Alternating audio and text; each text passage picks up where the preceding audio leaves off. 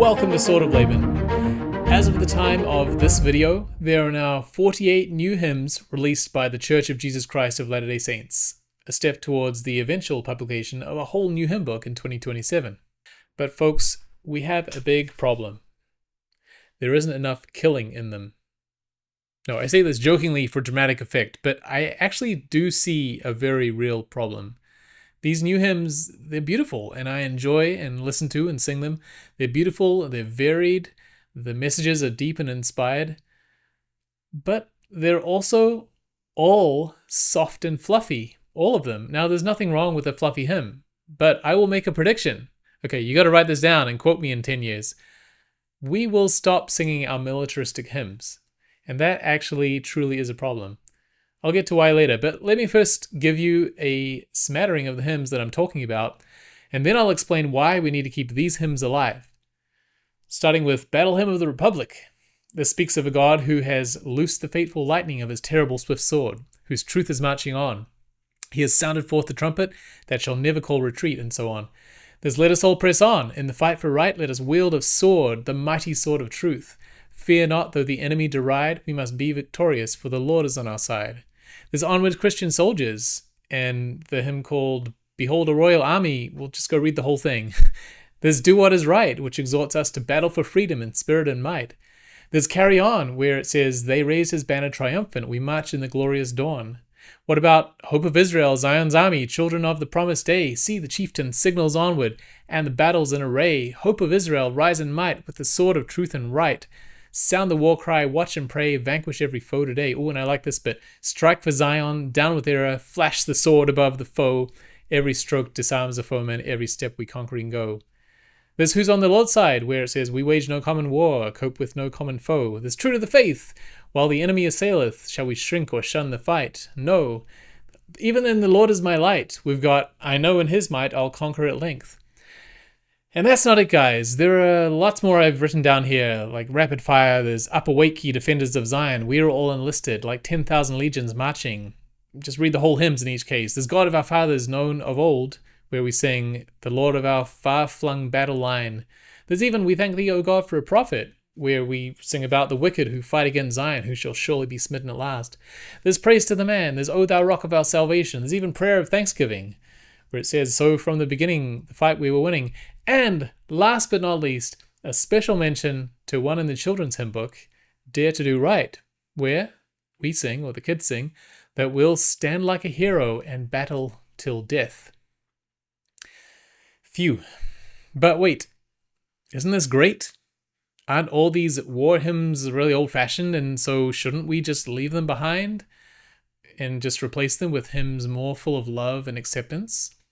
Well, what do you think, chat? Leave a comment below. Before I give my answer, I want to point out something related. Pretty often, I'll have the missionaries over to my home for dinner. I've watched pair after pair of missionaries come through my home and leave a variety of messages with us. A very common message is to love your neighbor, and sometimes that means just to share a smile or a hello with them. And that's the missionary message for the night. And this is all nice and good and a true principle, and I don't mean to cast any shadow on these missionaries who are trying their best. And I do have young kids, so they're tailoring their message to them.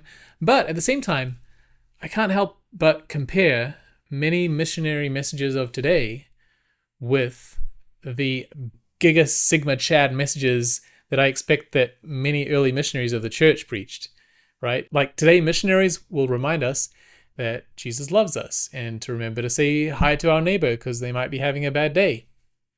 But early missionaries of the church preached boldly about salvation and priesthood power and such.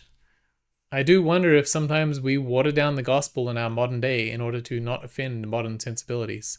So we teach a Jesus who loves everyone no matter what. We teach our men that they need to fall deeply in love with Jesus, as if it's like a husband-wife relationship. And all these things are right, but they're missing part of the message, and they're missing a particularly important part of the message that can tap into the throng of lost and emasculated men that we now have ended up with in Christianity and in the world. We forget that Christ came not to be a teddy bear, but he came, in his own words in Matthew 10, not to send peace on earth, but a sword, For I am come, he said, to set a man at variance against his father, and the daughter against her mother, and the daughter-in-law against her mother-in-law, and a man's foes shall be they of his own household. Jesus turned over tables and taught the rich young man to give up all his possessions and follow him. Jesus asked for hard things and he didn't apologize for it. The wording in scriptures is already plenty masculine. There's no need to primarily preach in our churches in more feminine terms all the time. Okay, so now to the point. Aren't all these war hymns old-fashioned, and shouldn't we just leave them behind? No, I think that would be a terrible mistake. But I think it's a mistake that we are going to make as a church. My guess is that precisely 0 of these new hymns in the 2027 hymn book will be even remotely militaristic in any measure. And my guess is that in 5, probably 10 years, basically no ward anywhere will be singing any of these hymns I mentioned earlier. They'll very quickly fall out of favor. Maybe occasionally it'll pop back up to be sung by the Tabernacle Choir or something, and we'll think, wow, what a throwback. But we will increasingly feel uncomfortable singing these hymns, and that will not be for the better. See, I believe we need these hymns. Especially the men of the church, we need the masculine strength that these hymns provide, as well as the great new set of hymns that the church is putting out today. We actually need both. So as for me, I'm going to keep singing them, and I'm going to keep teaching them to my kids and grandkids. Flash the sword above the foe.